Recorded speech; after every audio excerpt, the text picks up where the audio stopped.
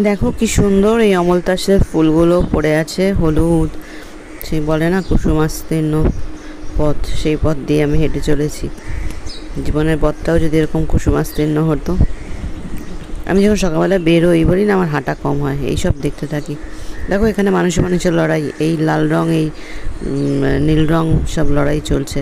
মানুষের মধ্যে কত লড়াই, সবাই বলছে আমিই বড়, আমিই বড়, আমার কাছে এসো, আমি তোমাদের সব কিছু পাইয়ে দেবো। কিন্তু কোনো প্রকৃতি কখনো কিছু বলে না, নীরবে কি সুন্দর তার সৌন্দর্য ঢেলে দিয়ে যাচ্ছে, তাই না? ফুলে ফুলে চতুর্দিক ভরা। আর এই মাসগুলো তো, এই মার্চ এপ্রিল মাসগুলো তো এত ফুল থাকে, সব ফুলের নামও জানি না, কিন্তু চলতে চলতে খালি দাঁড়িয়ে পড়ি, খালি ফুল ছবি তুলি আমি। প্রকৃতির সৌন্দর্য মানে দু চোখ ভরে দেখেও যেন আমার মানে হয় না। আর চারিদিক এখন একটুখানি বৃষ্টি পড়েছে তো দুদিন ধরে, সব পাতাগুলো সবুজ হয়ে রয়েছে। কংক্রিটের জঙ্গল বলা হয় ঠিক কথাই কলকাতাকে, কিন্তু আমরা যে জায়গায় থাকি সেটা সত্যি সবুজের জঙ্গল, কংক্রিটের নয়। দেখো অমলতাস ফুলটা, এরকম যে কত ফুলের গাছ এখানে চারিদিকটা ভরা, কোনটা ছেড়ে কোনটা দেখাবো।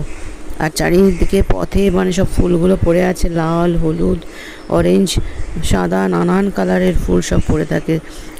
জারুল ফুলগুলো পড়ে বেগনে কালারের, সাদা পড়ে তোমার ওই যে ওগুলোকে কি বলা হয়, গোলন চাপা না কি কি ফুল বলে জানো ওগুলোকে। তারপরে লাল সেই রুদ্রপলাশ, পলাশ, অরেঞ্জ কালারের কত রকমের ফুল রাস্তায় ভর্তি হয়ে থাকে, মনে হয় না আলপনা এঁকে দিয়ে যাচ্ছে। এগুলো তো রঙ্গন ফুল বাড়ির সামনে রয়েছে, এত ভালো লাগে না। কাকটা একলা একলা রাস্তা পার হচ্ছে। এই কদিন বৃষ্টির জন্য মানে যখন প্রচণ্ড গরম পড়েছিল তখন বেরোতে পারছিলাম না, এখন বৃষ্টিটা হয়েছে আবার বেরোচ্ছি। মানে সবুজে, হলুদে, লালেতে, নীলেতে মানে অসাধারণ সুন্দর লাগে আমার দেখতে। এই বাগানটার মধ্যেও প্রচুর ফুল আছে, এখন একটু কম আছে, আর শীতকালে তো অনেক ফুল থাকে। এই ফুলগুলো তো রঙ্গন ফুলই হবে নিশ্চয়ই, হ্যাঁ রঙ্গনই হবে। আমি লোকেদের বাড়ির সামনে দাঁড়িয়ে পড়ে ছবি তুলি, লোকে কীভাবে আমি জানি না। এইগুলো হচ্ছে সাদা বোগেনভেলিয়া, পুরো জঙ্গলের মধ্যে, মাঠের মধ্যে হয়ে রয়েছে।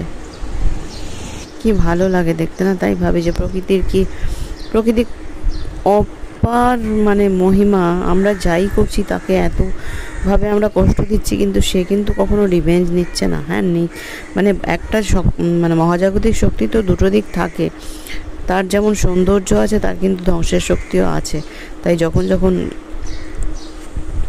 ভূমিকম্প হচ্ছে, যখন আমফান হচ্ছে, সুনামি হচ্ছে, যখন আর্থকোয়েক হচ্ছে, তখন তো তার ধ্বংসাত্মক রূপটা আমরা দেখতে পাচ্ছি। কিন্তু তাও যা আমাদের দিয়ে যাচ্ছে আমরা তার কতটুকু কদর করতে পারছি। এই দেখো লাল ফুলগুলো, এগুলো সম্ভবত রুদ্রপলাশ, লাল ঠিক না, এগুলো অরেঞ্জ কালারের, তার সাথে সবুজ পাতা, মানে মনে হয় যেন একদম আলপনা দিয়ে রয়েছে।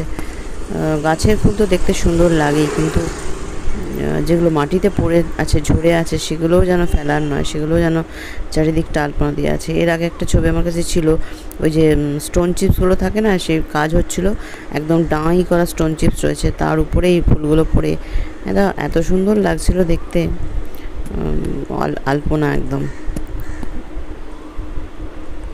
এই দেখো কি সুন্দর লাগছে দেখতে।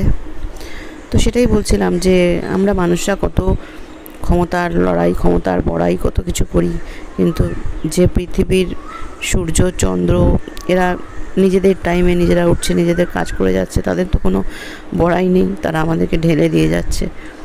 আমরা নিতে পারছি কতটুকু, সেটাই হচ্ছে কথা, আমরা নিতে পারি না। আমরা মানে সব কিছু টেকেন ফর গ্র্যান্টেড ধরে নিচ্ছি। কোভিড এসে এত বড় শিক্ষা আমাদের দিয়ে গেল যে আমরা মানুষ কিছুই না, যতই অনুপরমাণু, যতই অস্ত্রশস্ত্র থাকুক না কেন, আমরা মানুষ কিচ্ছু না। কিন্তু তবুও আমরা বুঝলামই না।